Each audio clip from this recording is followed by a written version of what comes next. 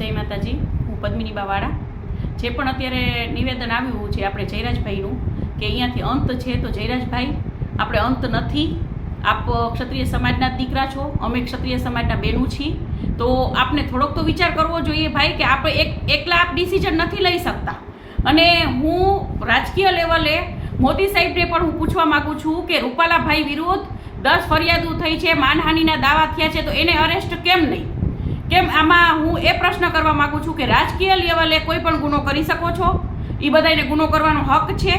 તો આટલો બધો મોટો ગુનો જે રૂપાલાભાઈ જે બોલ્યા છે, જે અમારા માન ઉપર ગયા છે, અને આજ રાજપૂત ક્ષત્રિયના બહેનો નહીં, કોઈ પણ બહેનો, કોઈ પણ સમાજના બહેનો વિશે આ નથી બોલી શકાતું રૂપાલાભાઈને. તો રૂપાલાભાઈએ શું એવું સારું કામ કર્યું છે? તો આજે જયરાજભાઈ એક, અને જયરાજભાઈ કોઈ એક વ્યક્તિ કોઈ નિવેદન નથી આપી શકતા, એને કોઈ એવો હક નથી. અને સમાજ આખો વિરોધ છે, અને સમાજના બહેનો તો ખૂબ જ વિરોધમાં છે, અને સમાજના ભાઈઓ પણ ખૂબ જ વિરોધમાં છે. તો અમે આ જયરાજભાઈનું નિવેદન નહીં ચલાવી લઈએ, અને માફી તો આપવાની જ નથી. માફી તો રૂપાલાભાઈ 5 નહીં 500 વખત માફી ને તો પણ એને માફ નથી. રૂપાલાભાઈની ટિકિટ રદ કરે. અને હું તો નરેન્દ્રભાઈ મોદીને આજે મોદીભાઈ આપે તો કેટલા બહેનો દીકરીઓ સાથે સારા એ લોકો માટે કામ કર્યા છે. તો આપ તો સમજો કે અમે બહેનો દીકરીઓ આપની પાસે ભીખ નથી માગતા, અમે આપની પાસે ન્યાય માગીએ છીએ, અને અમને ન્યાય મળવો જોઈએ. રાજપૂત ક્ષત્રિય સમાજને ન્યાય મળવો જોઈએ કે કોઈને પણ હક નથી. રૂપાલાભાઈ નહીં, અમારા ક્ષત્રિય સમાજના દીકરાને પણ કોઈ હક નથી કે કોઈ પણ બહેનો દીકરીઓ વિશે બોલે, કોઈ પણ સમાજના બહેનો દીકરીઓ વિશે બોલે.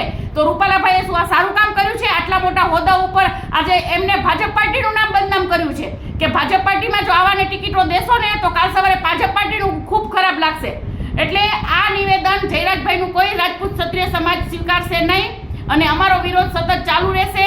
બરાબર છે? અને રૂપાલાભાઈની ટિકિટ રદ જ થવી જોઈએ. અને બીજું કે આજે અમારા બહેનો ત્યાં ગયા હતા અને તેમને અરેસ્ટ કર્યા છે. તો જયરાજભાઈ નહીં, બીજા બધા ભાઈઓ રાજકીય લેવલે આપના રોટલા શેકો, પણ આપણા બહેનો દીકરીઓને એક સમાજ માટે થઈને ત્યાં બોલવા માટે આવ્યા હતા, પોતાની આબરૂ માટે લડાઈ દે છે, તો એને સપોર્ટ કરો. તમારા રાજકીય રોટલા નો શેકો મહેરબાની કરી. અને આજે આપ લોકોના માટે થઈ અને આ બહેનોને અરેસ્ટ કર્યા છે, તો ક્ષત્રિય સમાજના જેટલા પણ ભાઈઓ ત્યાં હોય એ લોકોને શરમ અનુભવવી જોઈએ.